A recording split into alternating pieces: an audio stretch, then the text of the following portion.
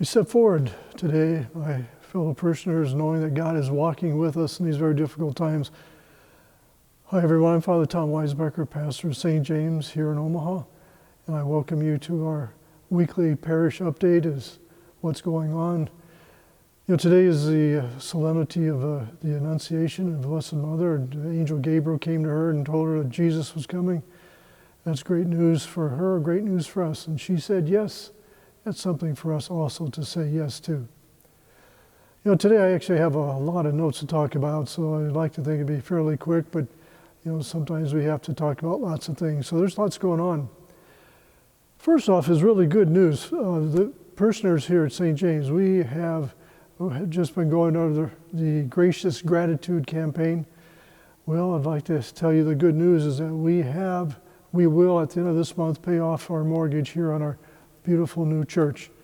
We're down to the last $7,500. We had a campaign for $291,000, and so we still have many pledges to come in. So we just took the money, the $7,500, and took it from our budget and put it in there and pay it off. In these difficult times, we don't want to have, we want to be debt free. Second thing I want to talk about is we sent out a mailing on Monday about this Gracious Gratitude success. And it included a little slip in there about the upcoming confession times.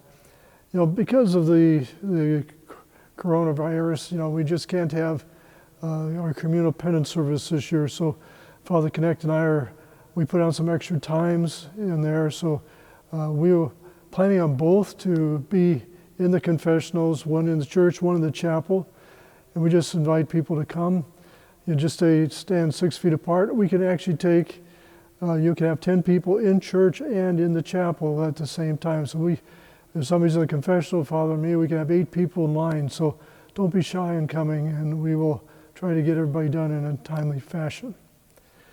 We also want to, by going to confession, get ready for Easter. Even if we cannot have Mass, we're planning on recording a Mass for Easter, and you can tune in and watch it then. And we also included on the little slip of paper with our mailing our spiritual communion prayer. So it's something for us to be able to have that spiritual communion with Jesus. If we can't have him, we at least can say a prayer with him.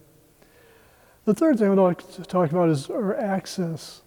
The church here, we basically have open for sure from 8 in the morning till 5 in the evening. As a matter of fact, it's probably early in the morning, 6 to 7 in the morning till 5 in the evening.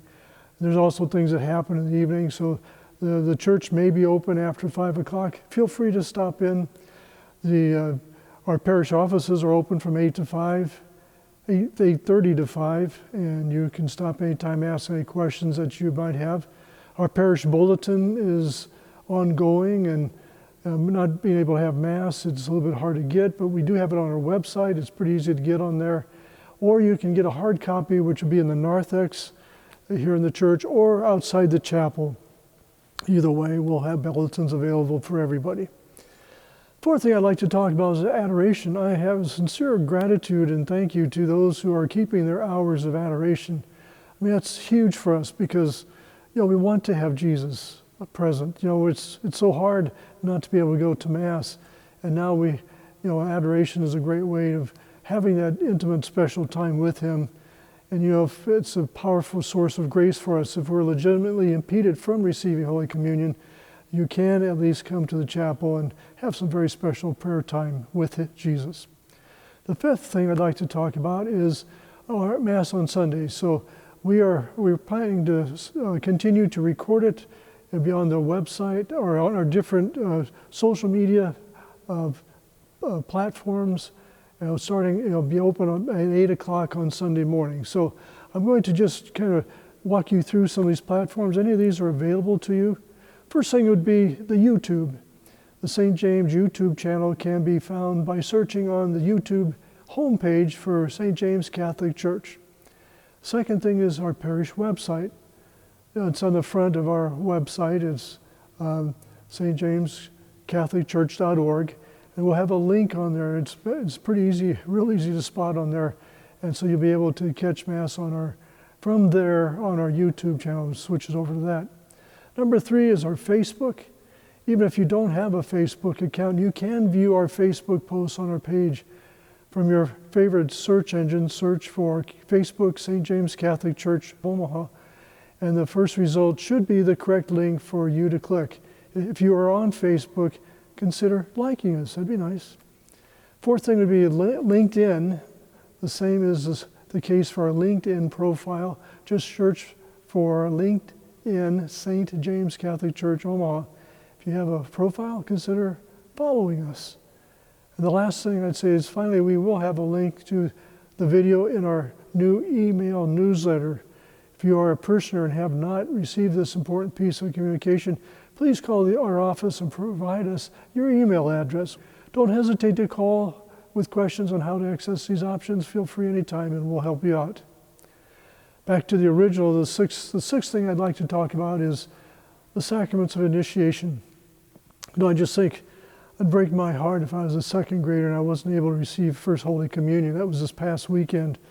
And this thing that we're going through right now, so that we're not able to go to school, not able to go to First Communion, has to be very sad. And we'll try to reschedule this as soon as we get out of this mess that we're in. And that's also true for confirmation. Your confirmation is scheduled for April 24th. And, we may probably have to reschedule that also. So we will be working that. As soon as we get out of this coronavirus problem, we'll try to get things going as quickly as possible in enough time so you can talk to your family and get them ready to come and be with you at these special times. The 7th thing I'd like to talk about is our parish mission.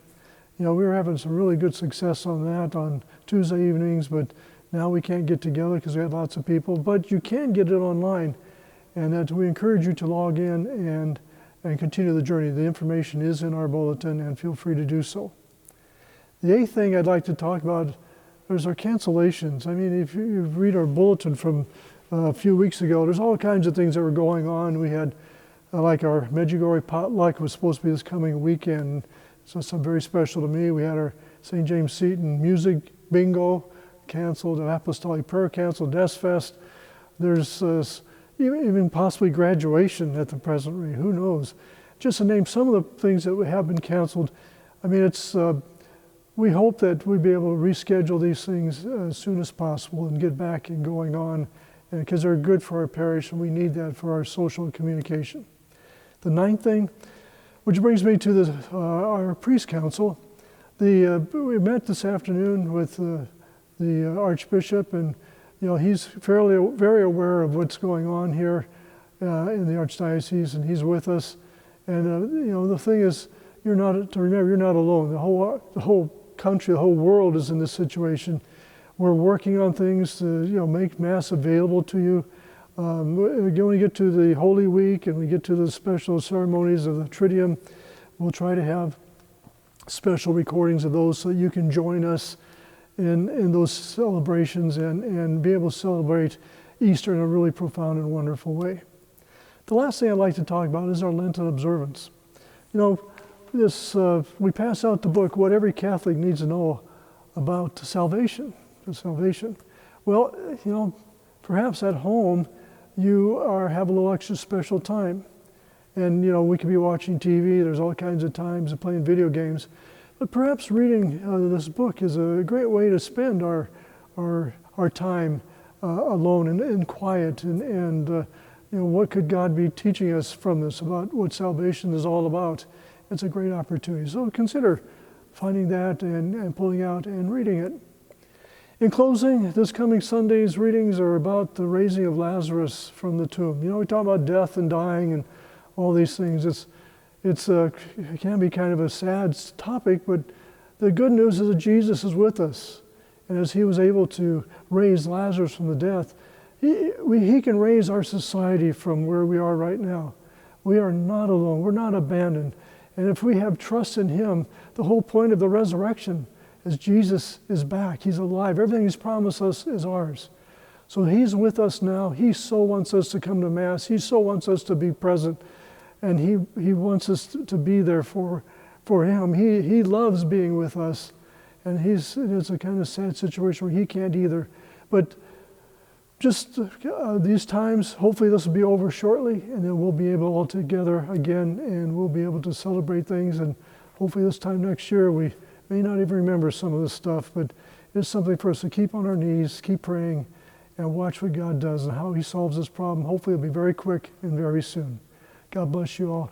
The Father, Son, Holy Spirit. Have a great week.